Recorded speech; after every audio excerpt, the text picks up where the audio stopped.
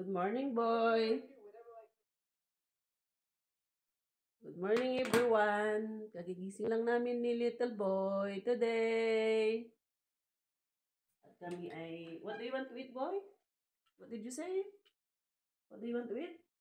Rice and chicken. Gusto daw niya ng rice and chicken. Mom, what is this called? That is Hot Wheels car, dragon car. It's my favorite. Ngayon lang siya nagsabi na I want to eat rice Mommy, with chicken. It's my favorite. Yeah, that is your favorite? Yeah. Napaka sa labas ngayon napakalamig. Tapos 5 degree. Pero malamig pa din, mahangin kasi sa labas. Cloudy siya, mga kaibigan. What is this called? This is pick up. It's for Daddy. Yeah, this is for Daddy. Yes. Can you say magandang hapon, everybody? No. Say magandang hapon. No. Okay, say good morning. No. No. Say good morning, everyone. No. My name is Stewart, little boy. No. Yung gupit ni Stewart, No. naalala ko yung picture ng tatay niya nung bata. Ganito yung mukha niya noon eh. Magkamukha sila talaga. Ganito yung gupit ng tatay dati. Tayo at ako'y magluluto daw ng kanin. Kasi gusto ni Stewart ng kanin. Tsaka gusto daw niya ng chicken. Wala, mamaya pa naman ako magluluto ng chicken. Ko na lang siya ng itlog. Magpiprito ako, magbo-boil ako ng itlog. Buti nga, gusto na niya ng kanin eh.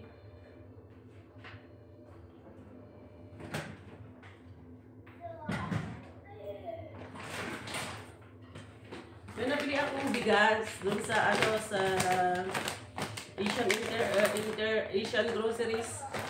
Yan ang sarap niya.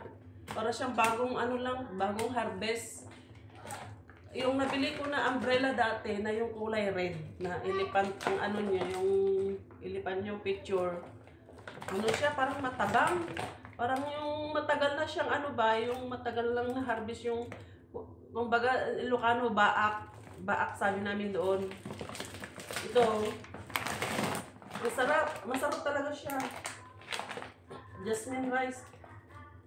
Para siyang may malagkit na yung pag niluto mo siya, lalong-lalo na pag bagong luto, para siyang malagkit. Pero hindi naman siya malagkit. Masarap. Magkakape muna tayo. Ito yung iniinom ko ngayon, guys. Yung tea. Pero may napanood ako doon sa Facebook.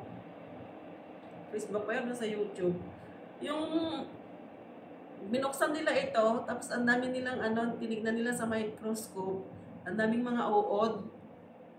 Parang tuloy ako magkape, mag-inom ng tea. Kaya hindi ko alam, parang ayaw ko na uminom ng tea. Pag nagkape naman ako, yung tumataas yung acid ko. Yung nagbo-bloated ako, grabe yung bloated ko, ang tigas ng tiyan ko na gusto kong tumain na hindi naman ako makatai.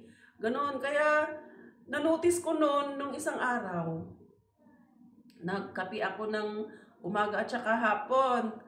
Tapos, biglang lumubo yung tiyan ko na parang ang bigat. Tapos, ang pakiramdam ko, hindi ako komportable. Kaya sabi ko sa isip-isip ko, sa kape ito siguro. Pero yung iniinom ko naman na kape, ito siya yung decaf. Decaf siya, 'di ba yung caffeine dapat. Ito decaf sabi niya. Sabi ng asawa ko, maganda ito pag may acid. Bakit ganun pa din? Tapos nilalagyan ko siya ng gatas, kaya sabi ko sa asawa ko, tea na lang ang gagamitin ko. Kaso lang nung napanood ko kasi yun, parang ako yung sa madugis ak matanan nga mga agkapiti agti kas jayan. Iso nga mas kay kat kun di gayubana ti at dadji inalak nga gayubana. Ito meron yung gayubana na nilalaga ko. Ito ayan siya. tinatago ko siya kasi ayaw ng hipag ko, hindi siya naniniwala na ang Gayubana is miracle medicine, herbal medicine. Kaya tinatago ko doon. Kami lang mag-asawa ang nakakaalam dito sa ano na to. Kasi na-try na ng asawa ko kasi noon nung nandun kami sa Qatar. Ito yung iniinom namin in 1 month. Doon nabuo si Iris. Tapos sinabayan ko din ng exercise. Tapos tawag dito, nag-ano ako, uminom ako ng Myra E with folate na ano na folic acid. Yon ang iniinom ko dati. Kaya at saka siguro talagang binigay na ng Diyos para sa kanya at saka sa akin sa yung mga bata dahil ilang taon na si Stewart wala siyang anak. Wala kasi siyang anak, mga kaibigan, kaya siguro ganun na rin siguro ang ano ng Diyos dahil gusto daw niyang magkaanak. Pero noon daw, nung una daw, wala daw sa isip niya ang magkaroon ng anak dahil 'di ba yung mga puti parang ano ang mga yan, yung isigulaki sila lagi, yung hindi nila iniisip yung about their future, hindi nila iniisip yung may bukas pa, ganun. Yung basta pag nagwalda sila ng pera, kumbaga, hindi millionaire. Ganun sila. Pero nung nagkaroon kami ng anak ni Stewart, alam nyo yung pins, yung centavos, napakahalaga sa kanya. Napakahalaga. Naandun yung mga centavos niya nakatago-tago, nakalagay sa isang ano, sa isang jar. Na ano, kasi inaano niya, iniipon niya. Kaya sabi niya na noon daw, wala daw siyang pangarap sa buhay. Dahil, siyempre, wala siyang anak, wala siyang iniisip. Yung asawa niya, naghiwalay naman na sila. Kaya, nung may anak na daw siya, parang yung isip niya nakapokus na lang sa mga anak, kung paano sila lalaki. Noon nga, nawalan siya ng trabaho. Diyos ko, stress na stress, hindi siya mapakali kung anong gagawin niya. Kaya lahat na lang gusto niyang applyan. Kaya kanina pumunta siya doon nag-interview, nag-apply siya ng bus driver. Dahil may bakante sila doon sa ano, sa may iwan ko kung saan siya kung matanggap siya doon.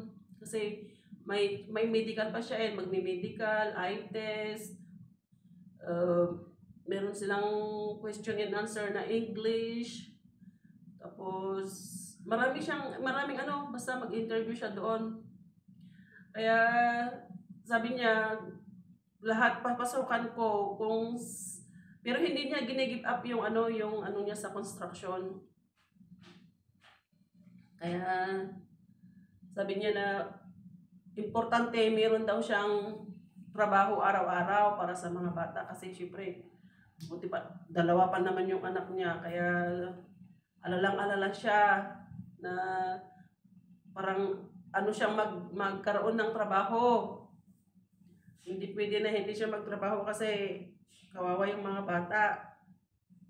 Hindi kagaya noon nung wala pa siyang anak na hindi siya makapagtrabaho ng 3 buwan, 4 na buwan, okay lang kasi wala siyang iniisip. Sarili lang niya ang iniisip niya. Ngayon meron na siyang mga anak. Kaya importante talaga sa kanya ang trabaho. Kaya sabi niya sa akin na kahit anong trabaho na dyan, papasukan ko. Basta importante magkapera, ganon.